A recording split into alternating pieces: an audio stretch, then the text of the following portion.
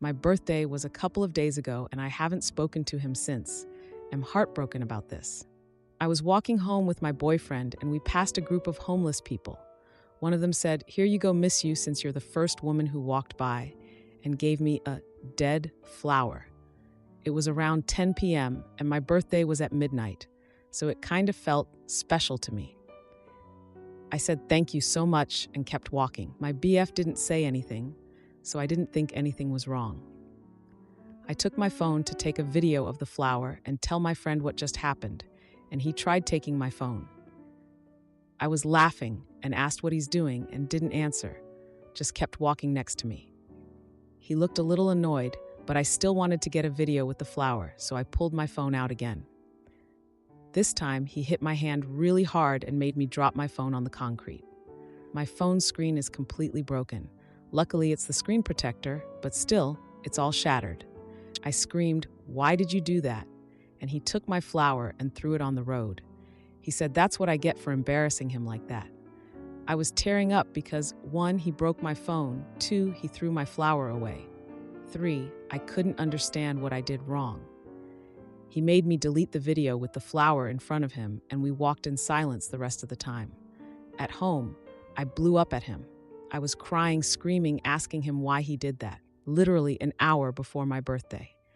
He said, "How would you feel if a girl just came up to me in front of you to give me a flower?"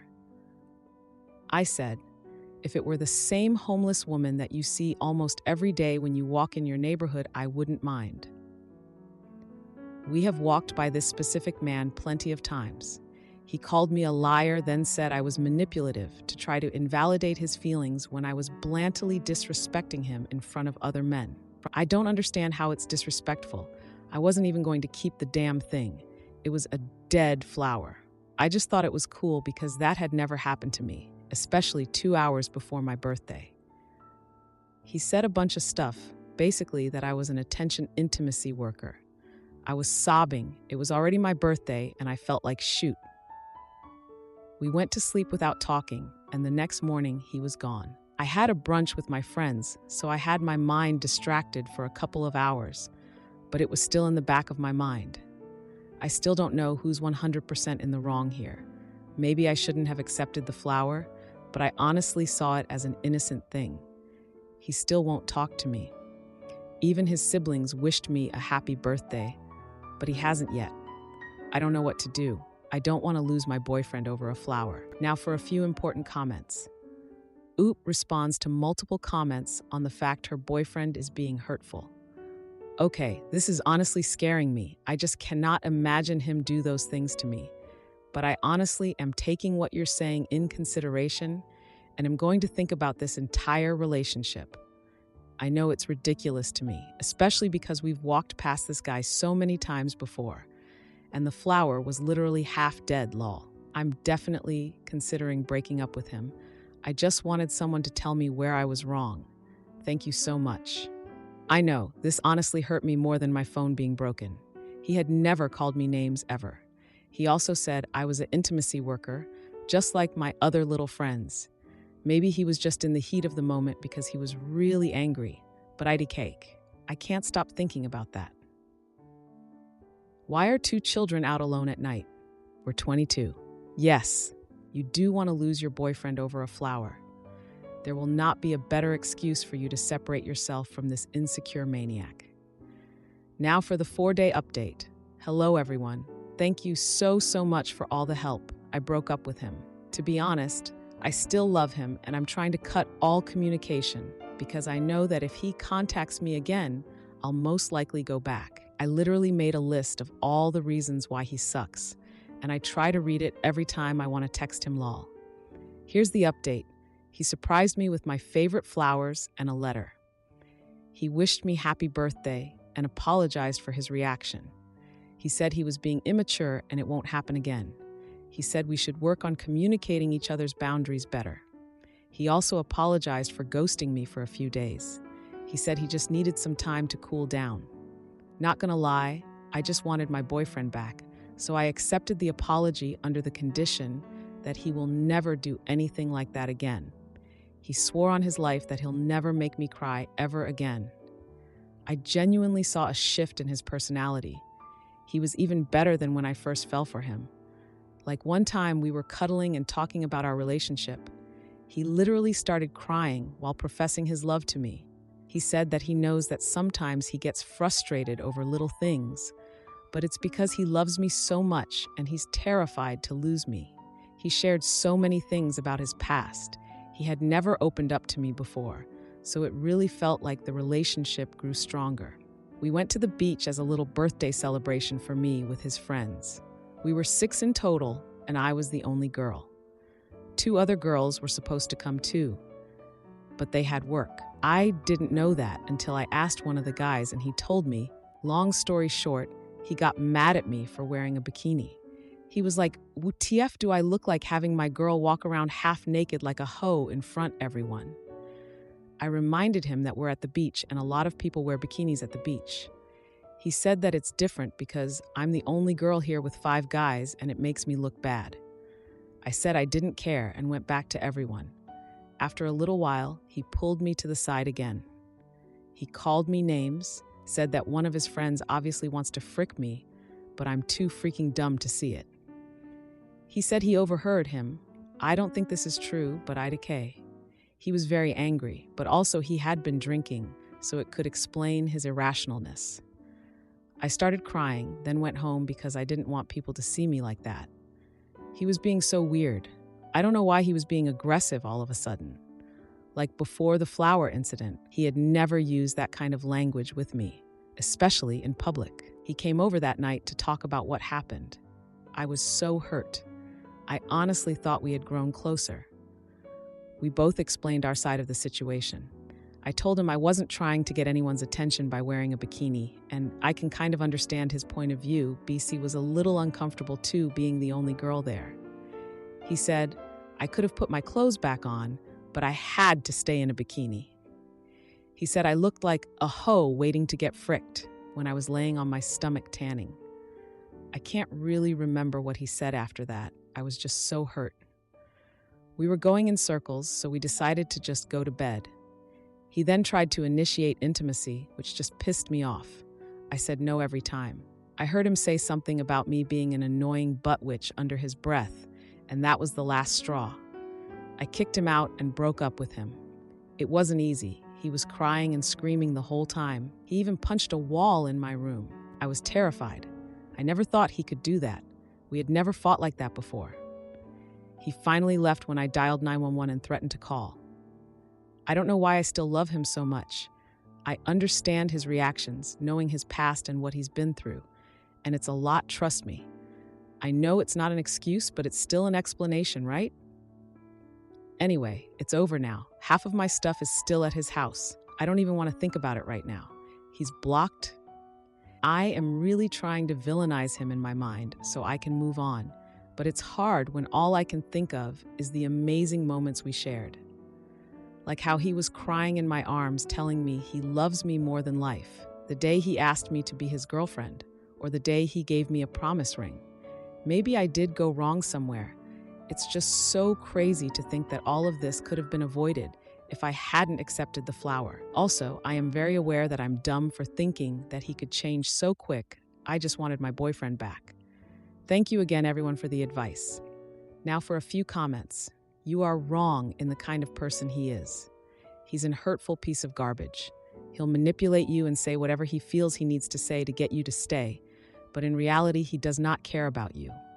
No, his past isn't an explanation nor an excuse either. He's just a bad person. I don't know why he started acting like that. I can assure you he wasn't like this before it started 2 weeks ago. I don't know why. You did the right thing, and I am proud of you. He is violent and hurtful, and you simply cannot afford to go back. All those special moments, the crying in your arms, the declarations of love, that was him convincing not only you but himself. Why? Because he wants your forgiveness, sure. But what he really wants is to confuse you and convince you both he's not capable of abuse. But that's a lie, and now you see the lie. Now for the final update. Hey everyone, I think this is the final update on the situation. I'm ashamed to admit it, but I went back one more time. I know it was a stupid choice. It's hard to explain.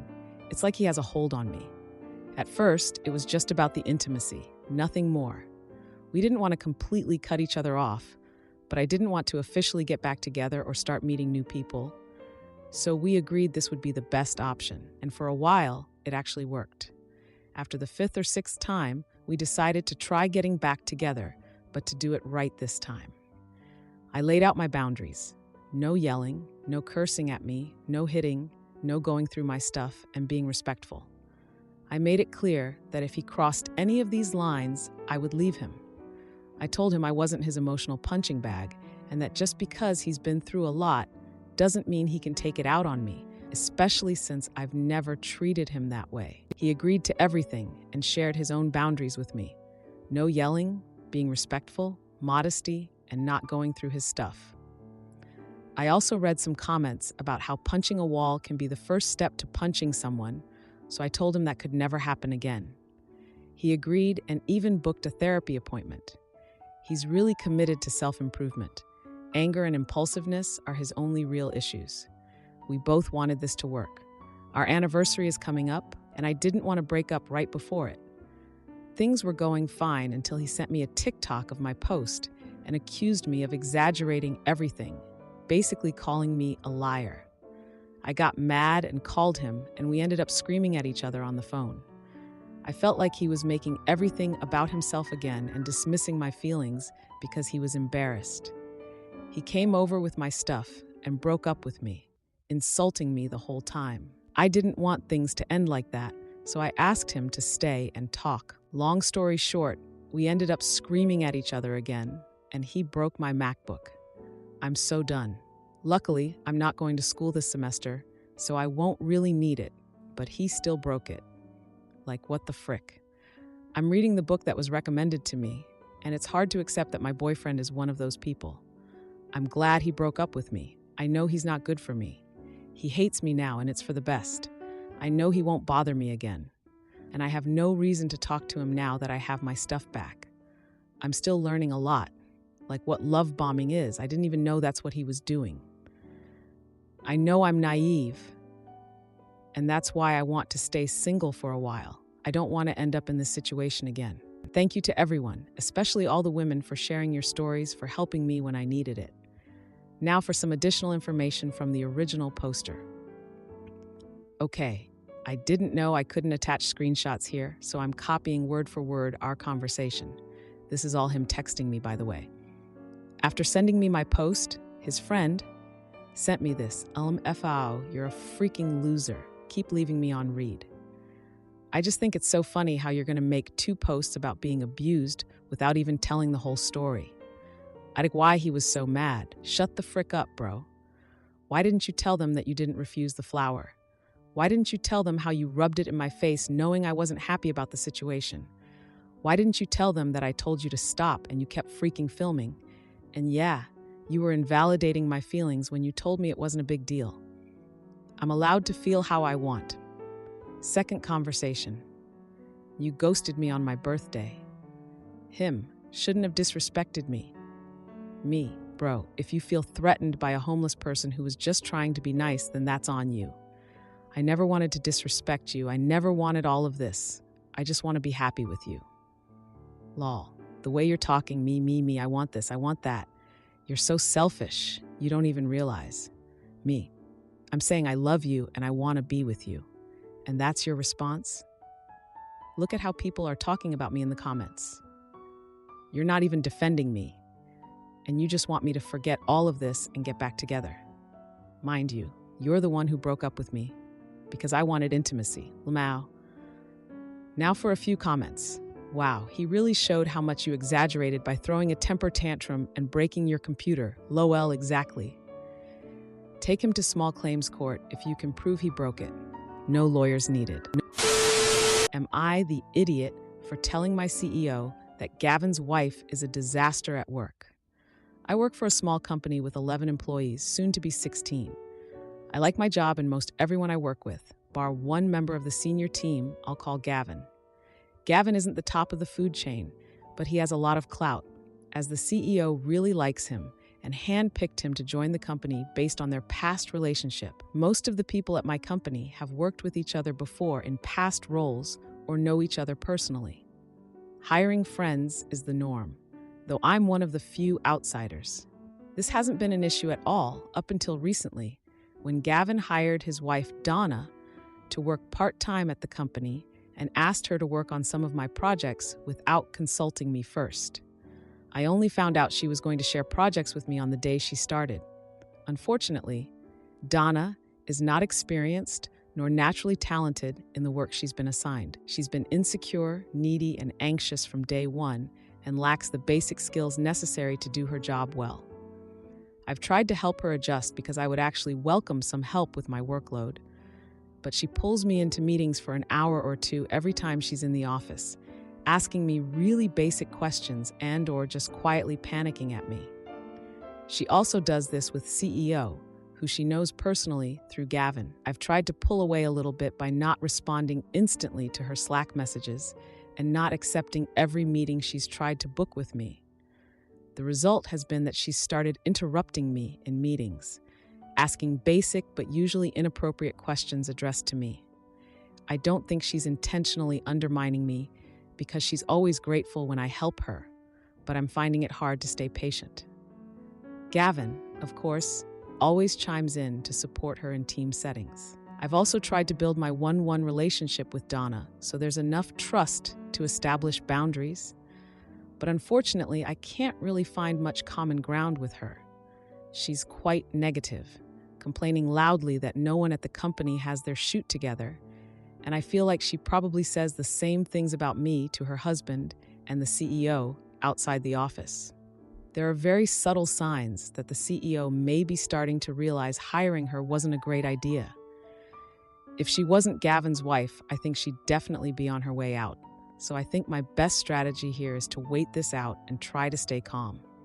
However, the CEO booked a one-to-one with me next week, and if he asks me about Donna, I'm not sure what I'll say. I feel the resentment growing, not just at Gavin and Donna, but also at the CEO for not establishing a fair work environment. I don't want to ruin my place in the company over this. My question is, how do I handle Donna while covering my own butt? And what should I say if asked about what I think of Donna's work? Edit. Whoa, this blew up. Thanks all for your comments and advice. I just read everything. To clarify a few things. 1. Donna isn't my direct report. We don't have managers at our company, so technically no one is. I wasn't asked to train her, but when I found out on her first day she'd been told to support some of my projects, I sort of had to step in. 2. I don't know if the CEO is going to talk about Donna in our meeting, but I don't like being caught off guard, so I'm thinking more, what if? 3. She doesn't have a JD or even a title, so I understand her anxiety to some extent, as our environment is pretty chaotic. Given her personal connections, I told her she could probably just define her own role and give herself any title she wants, but she hasn't done it. 4. I don't ignore her messages, I've just stopped responding immediately because it fricks up my focus. 5. I'm not the only person she's doing this to. She naturally also books Gavin into long meetings and also the CEO. She's the only one who gets this level of attention from the senior team in the company, and it's not really sustainable in any case. 6. The work I've tried to help her do is still substandard, which is mainly what's worrying me, and she doesn't really have the right mindset for this type of business that I've seen. She might get away with it as just an average employee in a big company, but in this setting, it's glaringly obvious. She's made references a few times that she's been near quitting from stress, so I really don't want to get any more involved in this unless I have to. I don't want to get her fired, but her flailing around, taking up my time, is indeed disruptive to my ability to get things done, especially right now because I have additional project work on top of my daily responsibilities. I would just talk to her, but I'm afraid she'll take it totally the wrong way because she's so wound up, and I already have a not great relationship with her husband, so I don't want any of that backsplash. I think my best case scenario is that the CEO takes over her coaching completely if he wants her to stay. I don't feel like I can really ask for that directly, but maybe I could angle for it. Now for a few important comments. OOP responds to this long, detailed comment. This is the comment that I think has resonated most with me so far. I'm sure at this point, Donna realizes this is not a good situation. In fact, she realized it almost before she even started the job based on her behavior. In the past, Gavin has behaved in ways that show a lack of self-awareness, so I'm not sure to what extent he feels accountable for this situation. It wouldn't surprise me if he was worried way more about her panicking than her actual performance. However, it's at the level where she sometimes asks the CTO or me how to use her computer because it's a make she's never used before, rather than just Googling the info herself. She's entitled for sure. We actually had an outsider in the company with a similar but not quite as bad work ethic / level of experience as Donna, who was fired for incompetence after about 6 months, and Gavin was the one leading the call for her head, so to speak. He's also called me out publicly on occasions where he's thought I've been wrong about stuff, and only the CEO has ever stood up for me. So it's hard not to feel resentment towards him as this unfolds. Still, I don't know what goes on behind the scenes, and it's relatively early days. I think in this case, Gavin will try to avoid getting involved in any hiring-firing decision about Donna. But I don't think he'll behave with more humility either.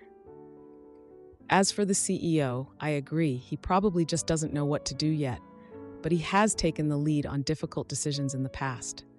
I know he values my work, and I think he's actually a good leader most of the time.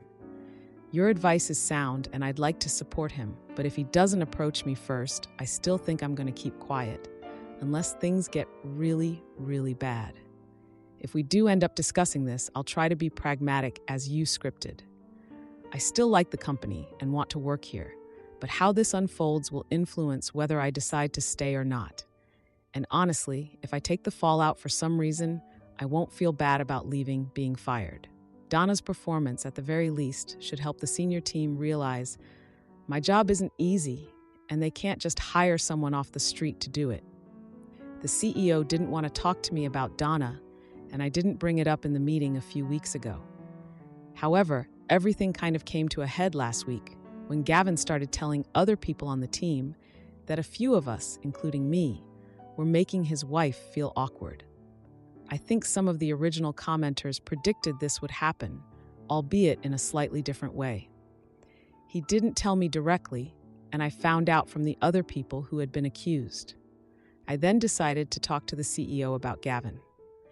I didn't mention Donna or her work quality, but I wanted his advice and input on whether I was making anyone uncomfortable. I also gave my side of the story, focusing on how the accusation dampened my morale and pointing out that I feel like an outsider sometimes, since most people in the company are old friends. Fortunately for me, he didn't see things the same way Gavin did and said he would speak to him. After the meeting, the CEO quietly took Donna off my projects and reassigned her something small and not really connected to the core business objectives to work on. He's also now interviewing someone from outside the friends and family circle to take on the lion's share of what Donna was originally assigned to do. Gavin has been told to provide more direct support for Donna, which he seems annoyed about, but obviously isn't going to fight. All in all, I think this is a good and fair outcome for everyone, though things with Gavin and I will almost certainly get worse. Thanks for all the advice in the original post. Am I the idiot for dyeing my food to catch the office thief? Someone at work is constantly eating my food. I've already suspected a few people and confronted them directly, but they all denied it. We've even discussed it in meetings because it's happened to 2 other colleagues as well. We're getting fed up and want to do something about it, but we don't want to hurt anyone in any way. So extremely spicy food or laxatives are not an option for us. I've done some research and came across trap paste that stains the skin violet and is non-washable, or something like UV powder. However, I only find very expensive products or ones with poor reviews. Has anyone had experience with this kind of thing and could recommend a product? Or maybe another suggestion on how to catch the thief? Now for a few comments. Alternative to spicy, an ungodly amount of garlic. You'll smell the colleague right away. Oh yes, that's a great idea too. Mix in a dye that stays on the teeth, maybe marinate the meat with it, and then bread it. That way, it's not noticeable at first. Blue would be intense. Aren't there those keychains that start shrieking loudly as soon as you pull out the pin? Maybe you could rig the lunchbox somehow so that one of those goes off when the thief opens it. Oh, that sounds hilarious. I think I'll try it out, even if I don't catch them in the act. But giving the person a little scare sounds like a good plan. As an initially invisible dye powder, which can be used to treat banknotes or cash boxes, upon unauthorized contact, it creates an intense stain on the person's fingers that is further intensified by washing and lasts for 3 days. Smear some of it under the clips of the lunchbox. The fingers will turn deep blue and the color won't come off for 3 days. It's a harmless chemical that's also used in labs for pH testing. Awesome! That's exactly what I was looking for. Thank you. Update. Bromophenol blue solution has been ordered and will arrive next week. If this works, I should know who it was in about 2 weeks, and I'll gladly give you an update. Update. If anyone else suggests putting a camera in my lunchbox, I expect you all to band together and sponsor one. I can't hear it anymore. Update. The solution is here and will be tested tonight. First, a big thank you to Omega Prototype, without whom I wouldn't have gotten the substance that finally exposed the thief. Yesterday, I placed a small Tupperware container with food in the fridge and dusted it with bromophenol blue, also rubbing the solution on it. Since food has been stolen multiple times over the past few days, including from other colleagues, the chances were high that it would work this time. Today, when I arrived at work, I immediately noticed that my Tupperware was in a different position. Also, our entire kitchen was blue, along with the restroom, locker room, and bathroom. When I greeted a colleague, I noticed that she was acting oddly distant. She barely looked at me and gave very short answers. But her hands were very clean. I should mention that I didn't just prepare my Tupperware, I also prepped my food. I have 2 cats that I had brushed the night before, and I mixed the hair into the food. I placed it fairly close to the top so that it would be immediately noticeable and she'd stop eating it. Here comes the gross part. The Tupperware was almost completely empty. Only about 3 noodles were left, along with a lot of hair. This means that the person ate it despite the massive hairballs inside. I almost threw up when I realized that. The day went on, and at some point, the aforementioned colleague stood up. She had a blue stain on her shirt that she must have overlooked. I immediately ran to my boss, who called her into his office. And that's when it all started. She actually tried to deny it at first, but quickly realized that wouldn't work. She then admitted that she had been doing it every single time over the past few months, not just with my food, but with others as well. My boss was furious and said he needed to think about how to handle this because he doesn't want someone like that on the team. He also expects her to compensate me for the damage. Otherwise, he advised me to press charges for theft, which I won't do. Anyone who eats noodles with cat hair has other problems, in my opinion. Well, she hasn't apologized yet. She was sent home for the rest of the week, and my boss will consult on how to proceed and will update me afterward. I'm genuinely relieved to have caught the thief, but by the end of the conversation, I just felt sorry for her. Thanks for all your tips and for sticking with me. Update on the update. The Employee Representation, MAV, has scheduled a meeting for Friday. 2 members from the MAV, my boss, the thief, someone from upper management, and I will be there. Apparently, she contacted the MAV this morning and wants to explain herself in person. We're curious to see what will happen. They've already checked the legal situation and now want to hear what she has to say. Last update, I'll summarize the meeting briefly. The thief, let's call her Anna, has apologized to me and will compensate me for the stolen food in cash. I haven't decided on an amount yet. I need to calculate it first, but it will likely be between 100 to 200 euro. Anna also explained that she didn't eat the cat hair, at least not all of it, but threw the food away once she noticed it, thank goodness. According to her, she doesn't have an eating disorder or any other psychological issues. She also said she doesn't steal otherwise. According to Anna, this all started about 2.5 years ago when she saw some of my food and decided to try it. Apparently, she found it very tasty, and that led to her trying more and more until she ended up eating entire portions. She thought she'd be caught much earlier, and when that didn't happen, it became a sort of thrill for her to steal the food and get away with it. She said she had bouts of guilt and tried to stop, which in hindsight were probably the periods when less or none of the food was being stolen. She doesn't know why it escalated so much in recent months. Apparently, she doesn't have any personal issues with me. She just found my food particularly delicious, thanks, I guess. Anna is going on vacation next week, and after that, she'll be transferred to another department. If there are any thefts in her new department, she'll be out. Oh, and regarding the thrill, she was advised once again to seek help. She said she'd think about it.